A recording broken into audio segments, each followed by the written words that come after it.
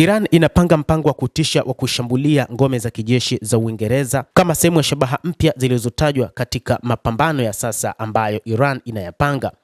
Wakati makubaliano ya kusitisha mapigano yanafikia kikomo, Iran inaripotiwa kuandaa orodha yake ya malengo ya kushambulia ikiwa Amerika itaanzisha kampeni yake ya kijeshi. Usalama unazidi kuimarishwa katika kituo cha Akrotiri. Kambi ya Cyprus ya nchini Uingereza inaripotiwa kuwa kwenye orodha ya kambi maarufu nchini humo kwamba lazima ingie katika mashambulizi wakati huu, na kambi hii inatajwa ni moja kati ya kambi ambazo Marekani inazitumia.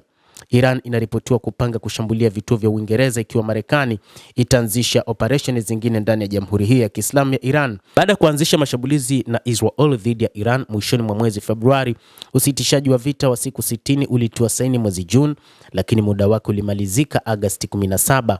Katika wiki chache zilizopita, mazungumzo yameendelea kupitia uamuzi ili kumaliza uhasama wa kudumu na kubakiza ufikiaji wa kimataifa katika mlango wa bahari wa Hormuz, njia muhimu ya meli.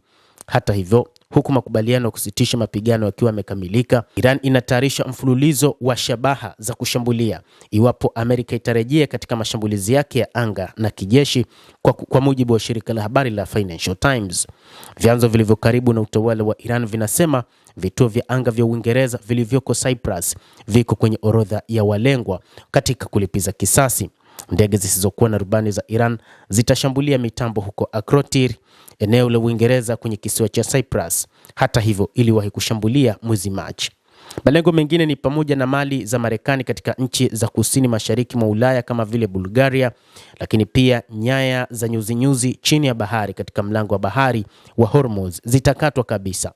Orodha hiyo inaripotiwa kuakisi imani ya kuanza kwa mashambulizi ya Marekani ni suala la lini, si kama baada ya mazungumzo ya amani kukwama na makubaliano hayakuweza kufikiwa kabla usitishaji wa mapigano kukamilika. Pande zote mbili zilishambuliana wakati wa mkataba wa maelewano ukiendelea. Rais Donald Trump ameikashifu Oman wakati nchi hiyo ikitafuta makubaliano na Iran kudhibiti usafirishaji wa meli kupitia mkondo wa bahari wa Hormuz, iliripoti shirika la habari la AP. Wakati Oman na Iran zikisema zinakaribia kufikia makubaliano kufungua tena mlango wa bahari wa Hormuz, Donald Trump alisema katika mtandao wake wa Truth Social mnamo Jumanne ya wiki hii kwamba vikwazo vya Marekani dhidi ya bandari za Iran bado viko katika nguvu na athari, lakini akasisitiza kwamba makombora yaliyo chini ya ardhi yote yameshaondolewa na kwamba usafirishaji wa meli katika bahari hiyo uko huru kwa ajili ya meli kupita katika maeneo hayo. Lakini jambo hili bado limekuwa ni kizungumkuti kwa nchi nyingi ulimwenguni kuona ni namna gani wanaweza wakapitisha meli zao, kwa sababu Iran imekuwa ikizishambulia meli hizo bila huruma. Mtazamaji wa The World News, hayo ndio tuliokuwa nayo. Ni kile ambacho Iran imekieleza wazi kwamba itashambulia shabaha katika baadhi ya mataifa yaliyo katika muungano wa NATO ikiwemo Uingereza, lakini pia na maeneo huko Bulgaria ambayo pia yana mali za Marekani, lakini pia yana kambi za kijeshi ambazo zinashirikiana na Marekani. Kadhalika, kukata nyaya za umeme zilizopita katika lango la bahari la Hormuz ni moja kati ya mbinu mbadala ambayo wa Iran huenda wakaitumia wakati huu ambapo Marekani itaishambulia Iran.